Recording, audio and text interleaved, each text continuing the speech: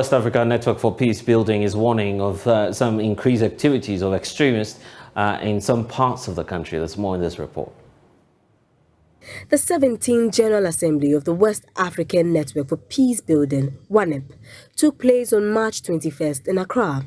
The primary objective of the conference is to improve the relationship between states and citizens in line with the ECOWAS Vision 2050. Speaking at the event, the Commissioner for Political Affairs, Peace and Security for ECOWAS, Dr. Abdel Fattah Musa, highlighted unemployment as the major factor for youth involvement in terrorism across Africa. Challenges such as youth unemployment with little or no recognition and engagement by the state has laid the foundation for youth participation in violence. And in fact, in many instances, they constitute the foot soldiers in violent extremism and also in terrorist attacks, banditry, and others across the region. And this has to be reversed if Africa is to realize its potential. He also added that making Africa a free trade area will promote unity within the continent, leading to overall progress and development. Without unity, we are going to remain where we have been and, be serving the global community as the reservoir of raw materials, raw labor, our youth perishing in the Mediterranean and others.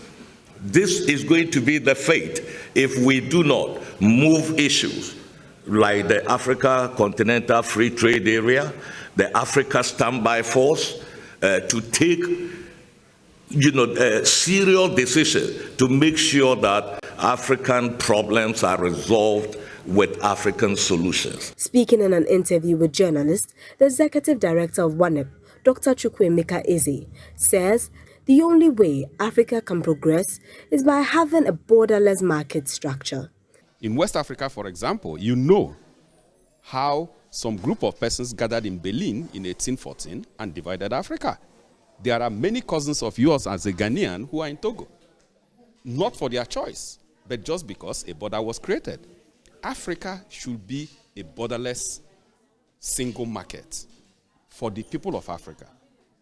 And because the colonial people disintegrated this integration, will not make our leaders to remain where we are.